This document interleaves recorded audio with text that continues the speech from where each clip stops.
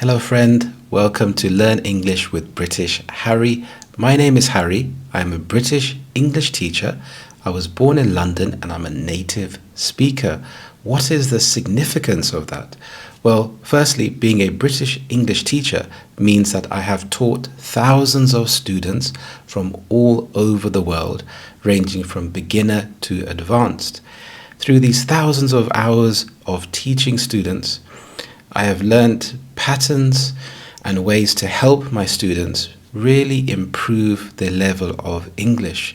Some of my students have been able to secure higher paying jobs, have traveled to different countries, have passed examinations, and really have enriched their lives with improving their English.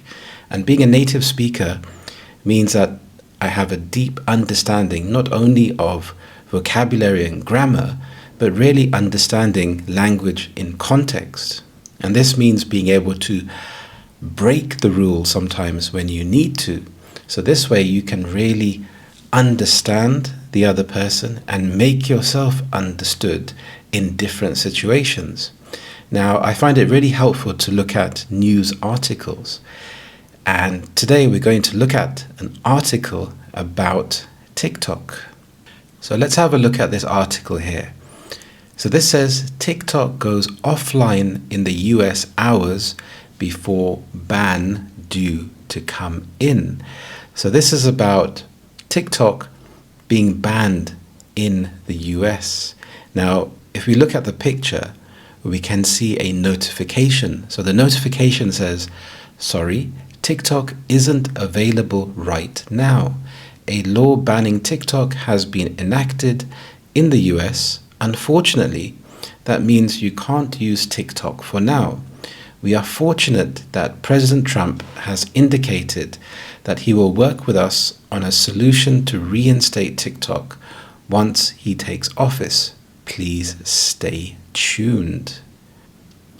TikTok has gone offline in the US hours before a new law banning the platform was due to come into effect. So we have this word banning.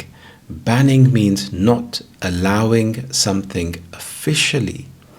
And we also have a phrasal verb here, gone offline. So this means to stop being connected to the internet or become unavailable online.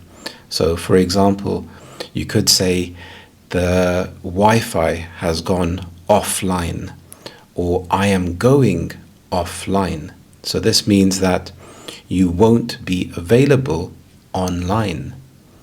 A message appearing on the app for US users said a law banning TikTok had been enacted, meaning you can't use TikTok for now. Enacted means to put something into action, especially to make something law. For example, the council enacted a new law to improve traffic safety. The new regulations were enacted last year to protect the environment. The company enacted a policy to support remote working. So this law has been put into action. So something has happened. So a law banning TikTok had been enacted. Here we have the past perfect tense. So we have had and the past participle, the third form of the verb. The past perfect tense shows that one action happened before another action or specific time in the past. So we have action 1, the law was enacted. Then we have action 2, the platform went offline. So to show the earlier action, we use the past perfect, so had been enacted. The simple past, went offline, is used for the action that occurred afterwards. But remember, these actions still happened in the past, just one after the other. Now, some example sentences are, by the time the train arrived, I had already bought my ticket. So buying the ticket happened first. and then the train arrived. She realized she had left her phone at home when she arrived at work. So leaving the phone happened before arriving at work. We are fortunate that President Trump has indicated that he will work with us on a solution to reinstate TikTok once he takes office, it read.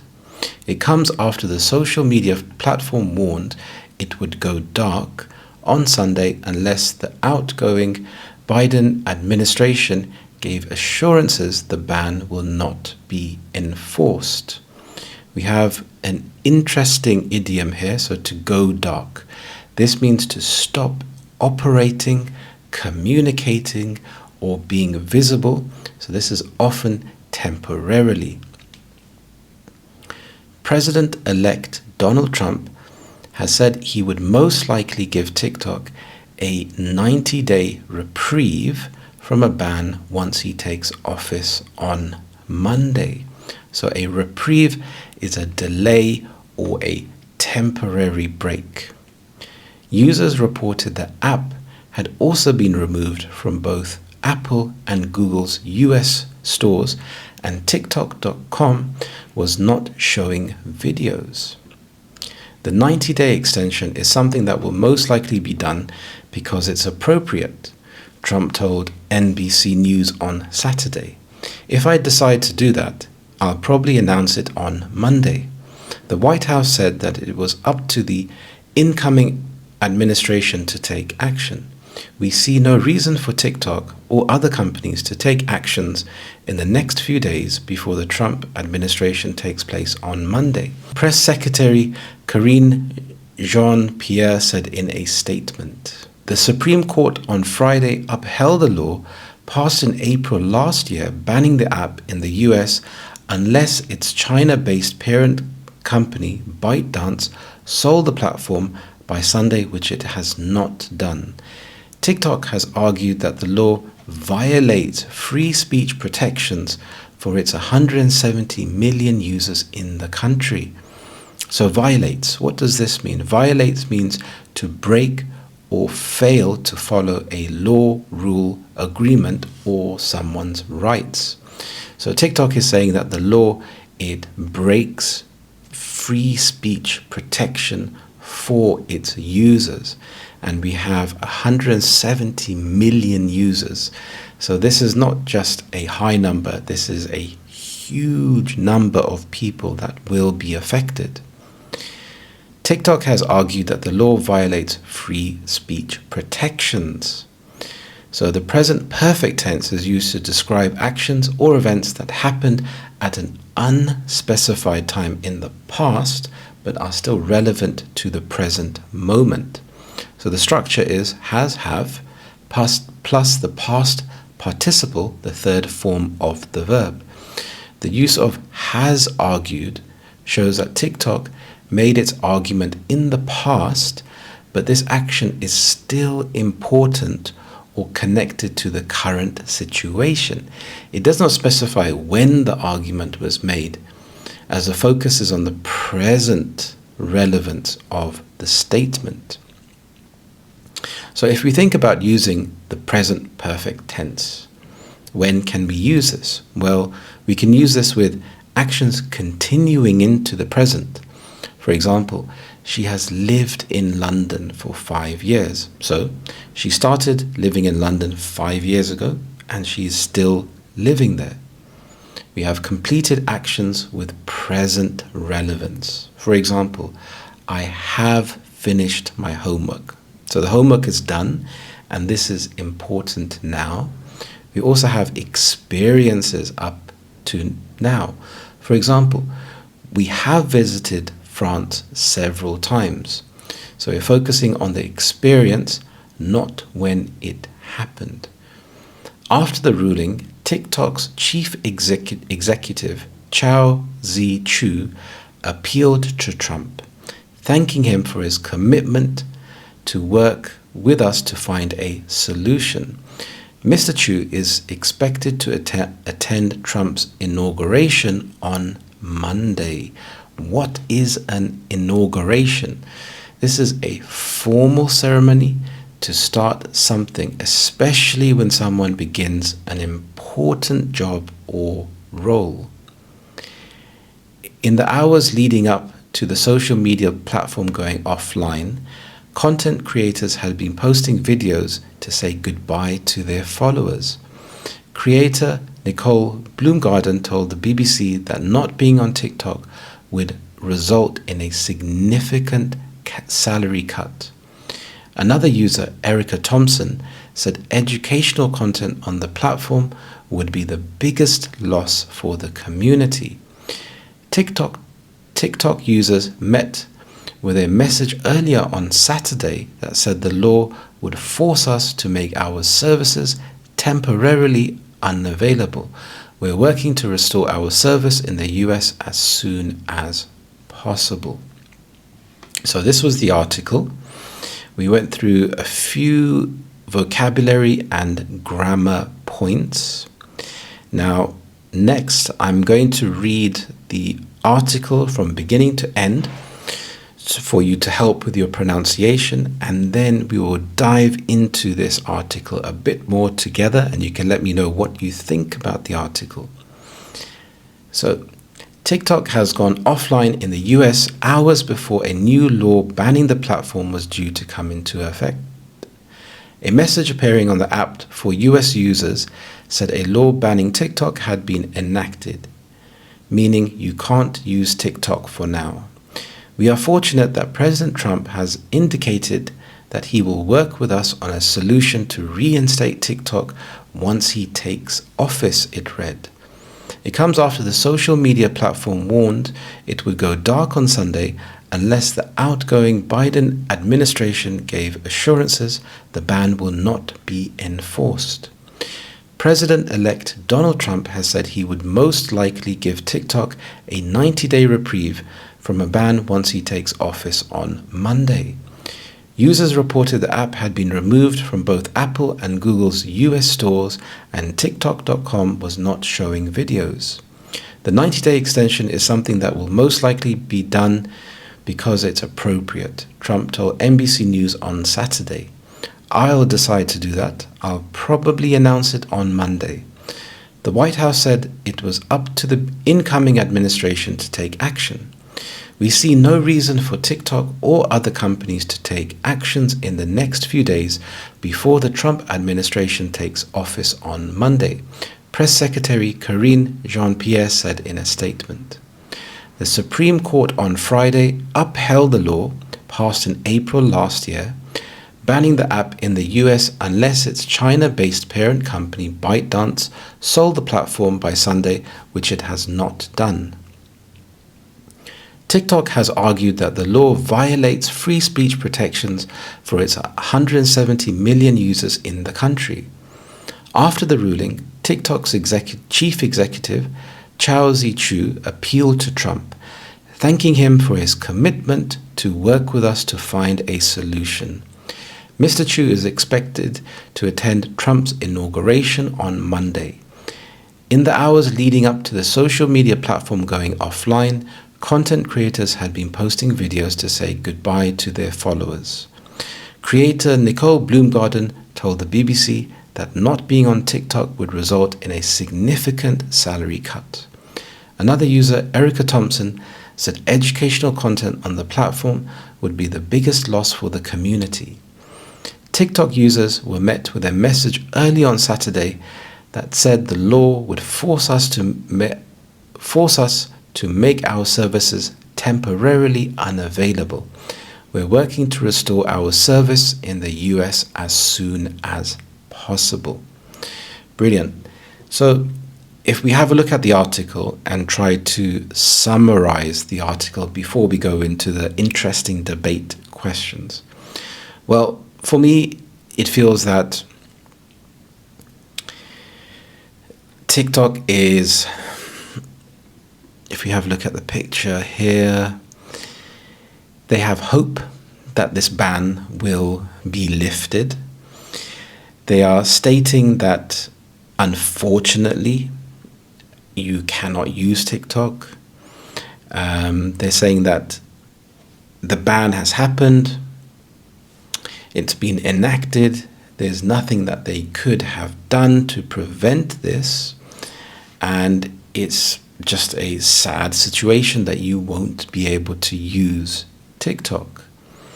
But they are hopeful that once Trump is inaugurated and begins his term of presidency, that he will reinstate TikTok.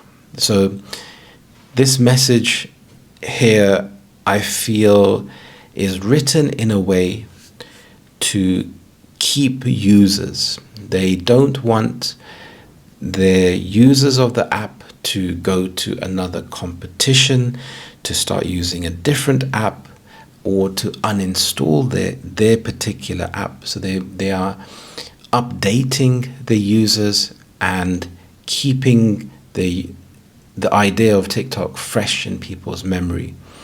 Because there may be some time, even if TikTok is restored, there's going to be some significant damage, because it gives other people, other applications, an opportunity to steal these users and entice them into using their particular app. So TikTok, understandably, is very concerned about this. Why? Because they have a huge base of users. 170 million people are using TikTok. So they do not want to lose these users to other applications. Now, let's have a look here at the debate questions.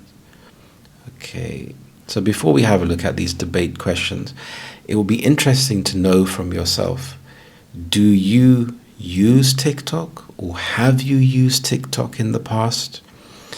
If you have used it or do use it, what do you use it for? Is it for educational content? Is it for entertainment? Are you using it to pass the time? Also, does it affect you in any way? If TikTok is banned, how does it affect your life? Now, the article talked about income loss, and I feel sorry for those people that are making an income on TikTok, because if we look at the situation of the world with the cost of living crisis, everything has increased in price. Your rent, your mortgage, food, your utilities, everything has increased, and salaries haven't really increased. So everything is difficult. And for people that are making some money on TikTok, now that they won't be making that money, it will greatly impact their lives. Right, let's get into the fun stuff, and we have the debate questions. I love debate questions because it gives you an opportunity to really have fun with English and critical thinking. The first question is, should a government have the power to ban social media apps? Why or why not?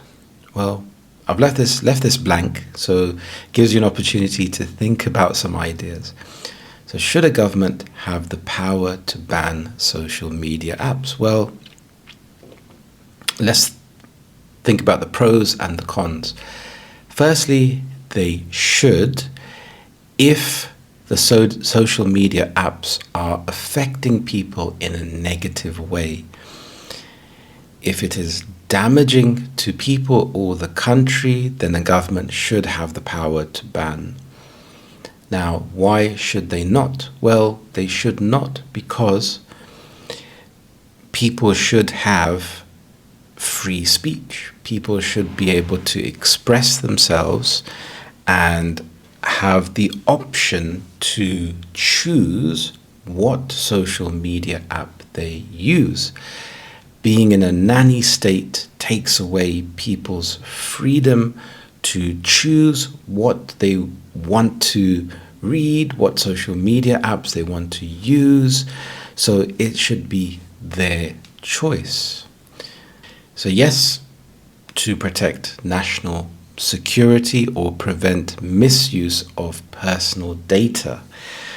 So this is an interesting one if we think about national security. Now, how could a social media app affect national security or prevent misuse of personal data? I can see how the app could collect data about you, so what you are looking at, what content you're interacting with, and I assume that the more data you have about this, the easier it would be to potentially manipulate you into seeing more of the same or different content. So I think people's opinion is dictated by what they see, what they hear. So if you are surrounded by information and content that isn't really helpful, it could be damaging, I think that can really affect people. In terms of no, it limits free speech and could harm businesses and creators. So the government shouldn't ban because, yes, it limits free speech. It could harm businesses and creators. Like I said before, making money from social media apps can really change a person's life. By taking away that source of income, it can really affect their ability to lead just day-to-day living. And I also think these creators and these businesses, they're creating content that is of value. It's helping people, even if it's silly, entertaining videos. People that are consuming that, it may lower their stress. So maybe they've had a hard day and they're just scrolling through social media app, and it may be an inspiring story or maybe a silly video, and it makes the person laugh. It distracts them from their stressful lives, and then once they stop using the app, they feel less stressed, so they can go and tackle all the issues that they have in their life. I think the problem comes when there's an inability to separate from social media, and it's also when it starts to affect how you view life, because very often on social media it's not the truth. People present a image of themselves which is carefully controlled, and it's controlled in such a way that you don't know if it's authentic or not. And if you're comparing yourself with another person that you see on social media, it can affect your mental health, because now you're striving to live up to a certain expectation, a certain ideal, which that isn't even real. So I think understanding this, taking social media with a pinch of salt, even if you're using social media to keep in contact with friends, what did people do before social media? They would call their friends, they would see their friends in real life. So to an extent, how much do you need to keep in contact with people in terms of seeing pictures of their daily life every single day? Is this helpful? Well, to some people it could be, if they don't see people that often, and it's a way to keep in contact with friends and family. Okay, so does banning TikTok violate free speech rights? Yes, because you are banning an app which allows people to express themselves. Now, I think there is a line that can be crossed if you are posting offensive content, then that is crossing the line. It's the same as in the real world. If you say offensive remarks, that's crossing the line and unacceptable. So it's the same thing. So I think it depends on what type of content it is. So fundamentally, banning TikTok does violate free speech. It doesn't violate free speech if, again, we've had a look at the first comment, if it's if it could potentially harm the country or national security, then you could say that it does not violate free speech. Okay, so let's have a look here. So TikTok argues it does because it impacts users' ability to express themselves on the platform. However, others might say the ban focuses on security risks and not free speech. What are the pros and cons of banning an app like TikTok? Well, the pros of banning TikTok means that you have complete control over what people in the country view. So now you can dictate to people what content they see, which can be good for the country because it means that you can, I guess, foster an environment of nationalism and trying to get people more interested in content that's created with an American company. So it could be any particular country. So if the country itself created the app, it's promoting the country, the origins of the country. It's similar to products like Apple, which a lot of the products are not even made in the country, but it has a strong American connection. If you are selling an iPhone to someone in another country, that person knows the iPhone comes from America. So because the app is from a different country, if you are banning it, you are then trying to foster companies from within the country to create similar apps. Now, the con of banning an app like TikTok, there are lots of cons, I think.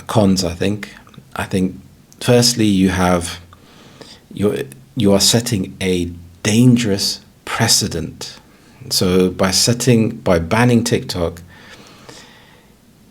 other companies would be scared that the same thing would happen to them. So now the country, the president can decide if an app, a social media app, can be banned or not. And that's quite dangerous if we think about a democracy and free speech, and people should be able to choose what applications they use and interact with. And also the aspect of people losing income. So people would have spent a long time, many months or even many years, creating their business, creating content, engaging with people. It takes a lot of creative effort and mental energy to create content.